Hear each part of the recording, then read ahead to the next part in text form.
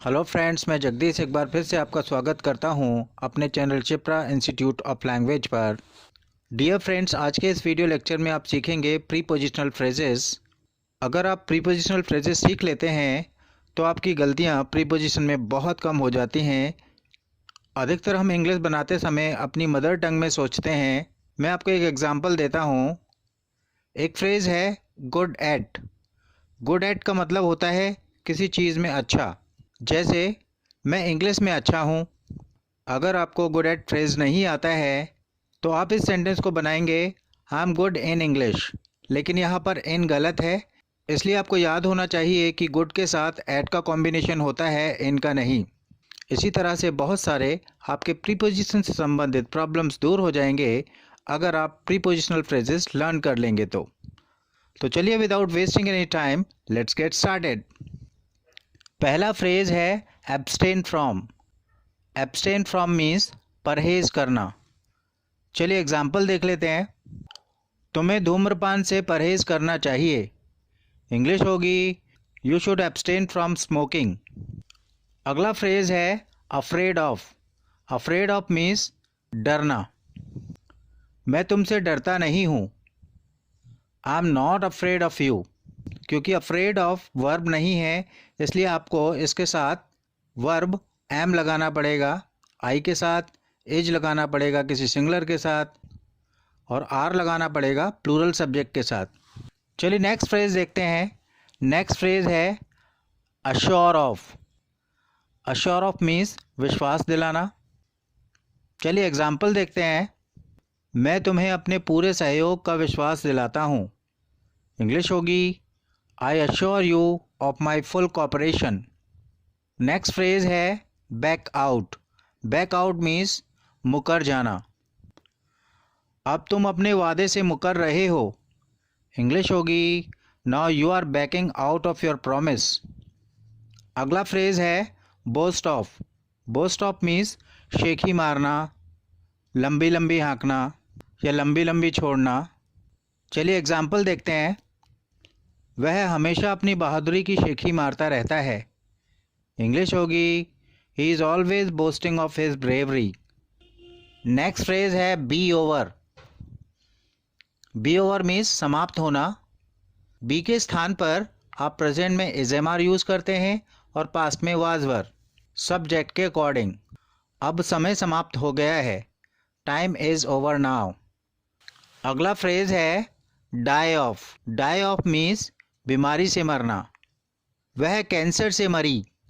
English होगी she died of cancer. यहाँ से के लिए ऑफ का इस्तेमाल हो रहा है। अगर आपको डाई ऑफ का ये कॉम्बिनेशन पता नहीं होगा तो आप यहाँ गलती से फ्रॉम का इस्तेमाल कर सकते हैं। चलिए अगला फ्रेज देखते हैं। अगला फ्रेज है devoid of. Devoid of means कमी होना। तुम में कॉमन सेंस की कमी है। इंग्लिश होगी you are devoid of common sense. Next phrase है envious of. Envious of means जलना या ईर्ष्यालु होना। तुम मुझसे जलते हो।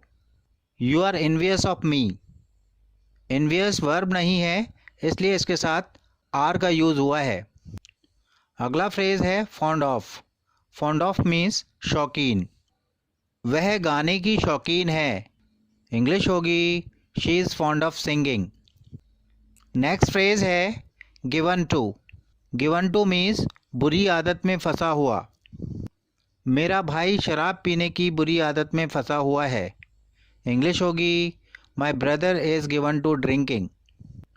नेक्स्ट फ्रेज है good at. Good at means में अच्छा, अर्थात किसी चीज़ में अच्छा। वह नाचने में अच्छी है या वह अच्छा नाच लेती है। इंग्लिश होगी she is good at dancing. Next phrase है do without. Do without means के बिना गुजारा चलाना। मैं आज किताबों के बिना काम चला लूँगा या गुजारा चला लूँगा। इंग्लिश होगी I will do without books today. Next phrase है get through. Get through means सफल होना। वह परीक्षा में सफल हो गई है या वह परीक्षा में पास हो गई है। इंग्लिश होगी she has got through the exams. Next phrase है give up.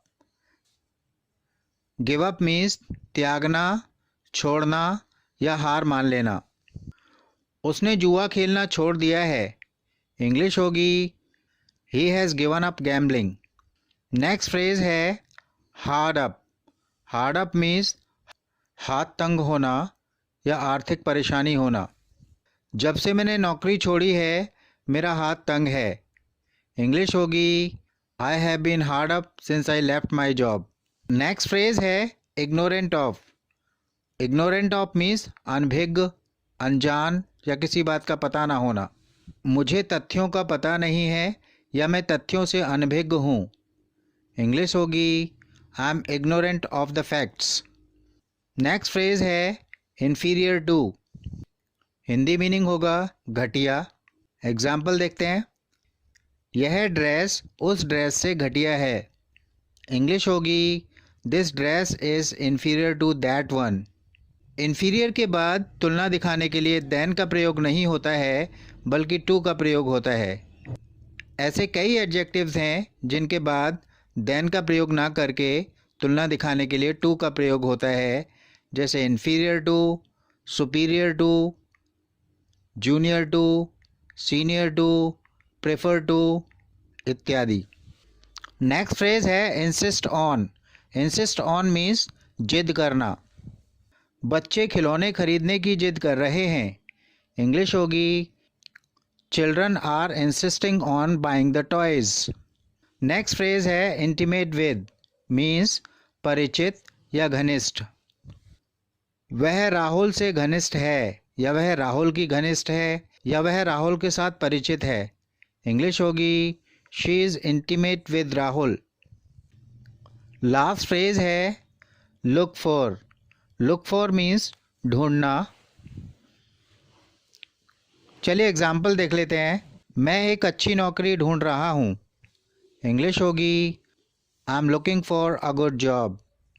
This brings me to the end of this video lecture. I'll meet you very soon in my next video lecture.